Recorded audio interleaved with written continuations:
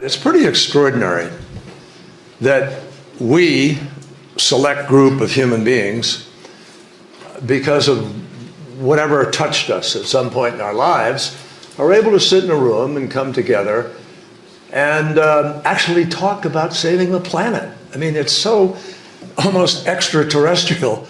And that's why I'm saying the general idea of people coming together to discuss the world's problems is sort of interesting. And, you know, we are a world community, whether we like it or not, because the internet has brought us all together in all sorts of crazy ways.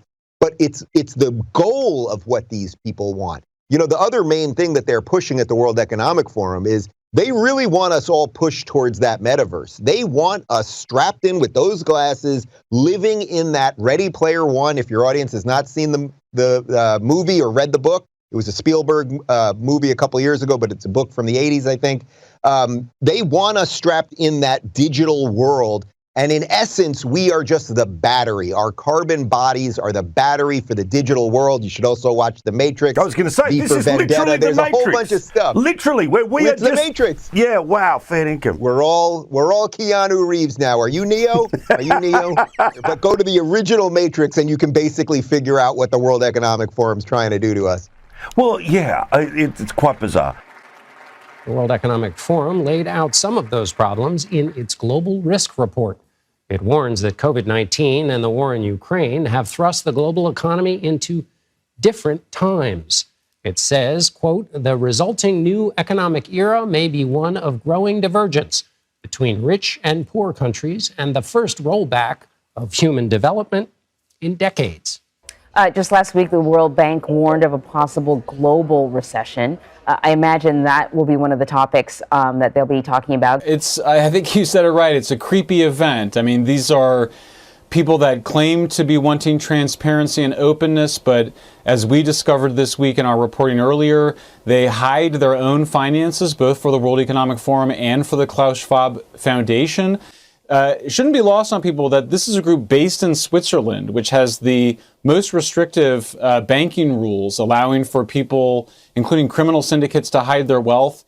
Something outlined in this report is the risk of a polycrisis, which is the word of the moment and the word of Davos. It's essentially multiple global crises happening at once that knock into each other like billiard balls. Is this a new phenomenon? The difference here is there is an obsession with how everyone else will live their life, while they certainly will not partake in that. These people, I assure you, will not be giving up their gas stoves that their very expensive Michelin star chefs are cooking on. They will not give up their private jets, as you're talking about. They will not give up their Bentleys and their fancy cars as they put us all out of, put all our gas cars out of commission. Everything they do is to control another set of people. The QR code will be the so-called mark of the beast, marked like livestock and no longer free. The QR code has already become the standard for DNA data storage. We can now scan a specimen's QR code and extract the entire genomic map. And we can create a creature from this data.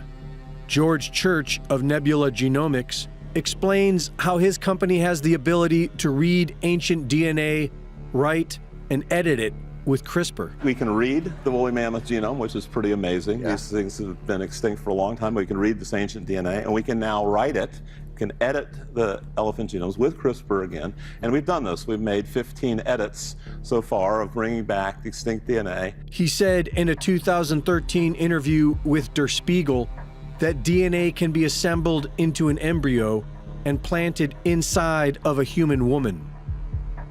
Church's Nebula Genomics wants to give people the opportunity to sell their genetic information for digital tokens. And he has Hollywood's Morgan Freeman to help promote and normalize his radical modern-day Frankenstein work.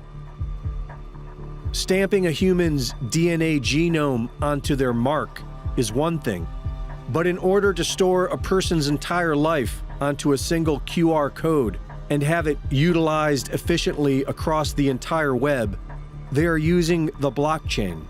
Blockchain technology allows information to be stored by a tamper-proof ledger that others on the chain can monitor and validate in real time, and it is being adopted in nearly every major industry. With the help of Big Pharma and the media, the bankers are corralling everyone inside their rentals, wired up to the Internet of Things, with a QR digital ID that holds their entire DNA genome on the blockchain and managed by artificial intelligence, just as the Rockefeller Foundation announced in their 2020 publication, Mapping an AI Future, and the UK Ministry of Defence in their 2021 publication, Human Augmentation, The Dawn of a New Paradigm. Marked like livestock and no longer free. Unless, of course, we all say no. Mark Zuckerberg is nothing more than a front man, a behavioral psychologist, mad scientist that have been developing a project for total human control since the 1950s. The internet was designed and was first named the Intergalactic Computer Communications System, and it would be designed to then track and control every move and every action of humans on Earth, monitored by AI computers and camera software systems, as well as different types of microwave relays. They developed the plan in the late 50s. They declassified it in the early 60s, came out of ARPA that then became DARPA. And when you see the entire project, that's what our phones are, is supercomputers that are handheld that then tie into the larger computer networks. And in their own words, they admit that the plan is to be able to control us in lifetime by giving us stimuli and directives and orders through a social credit score to then basically make us biological androids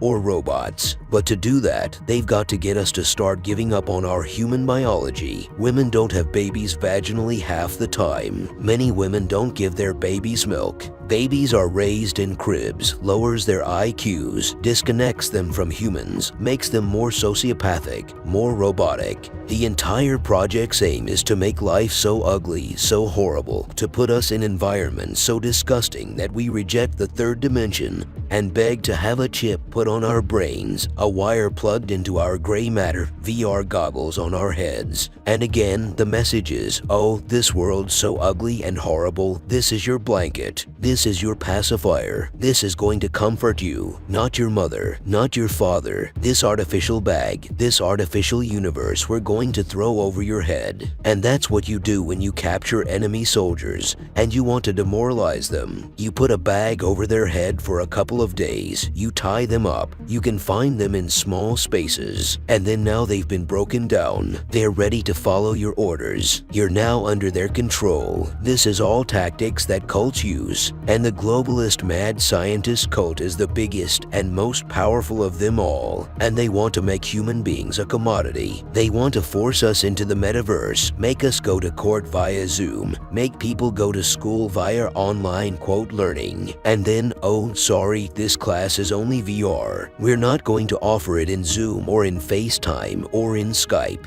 This is all admitted. And then once you're in the metaverse, you can also be surveilled. You can also be bombarded. You can also be manipulated. And you can also be cut off from the metaverse via the social credit score system. If you don't behave and act the way they want you to, you're literally putting yourself in an artificial environment that they control, and through the optic nerves, plugging your brain into the internet. VR goggles are a plug for your brain. Google glasses are a plug for your brain. All of this takes you into their system and puts a false reality over your eyes so they can begin to bring you out of the third dimension, because the third dimension is the launch point to the wider universe. They want to take you out of God's cathedral and this incredible interface with higher consciousness and the infinite and divine and bring you into a silicon cage, a system they've created. They tell you that carbon is evil. They tell you that all carbon life forms are bad. They tell you they want to cut trees down now to save the earth from carbon, when sunlight, water, carbon dioxide, and oxygen are the four things that create life on this planet, the carbon cycle. They tell us that we're going to be silicon gods. They tell us we're going to merge the machines, and then only by giving up our humanity do we transcend. When we're already here at the jump point of transcendence, the third dimension, they are trying to cut us off before we launch, not to other planets, but interdimensional next level. Once we make that transition, interstellar travel will be like something a baby is fascinated with or knows how to do.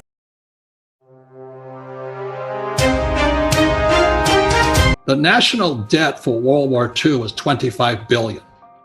Every day today, they're printing $125 billion. Every single day. That's like 5 World War IIs per day. They're printing so much money to keep this, think of a hot air balloon with a tear in it. And they're doing desperately trying to fix this tear. No matter how hard they try, the tear has gone beyond, it's coming down.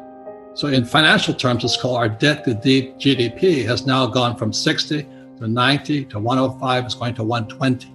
We're bankrupt. And they're going to print more and more money, which means savers are losers, just as I predicted. Your money is going to be worthless in a few years. Wow. So my message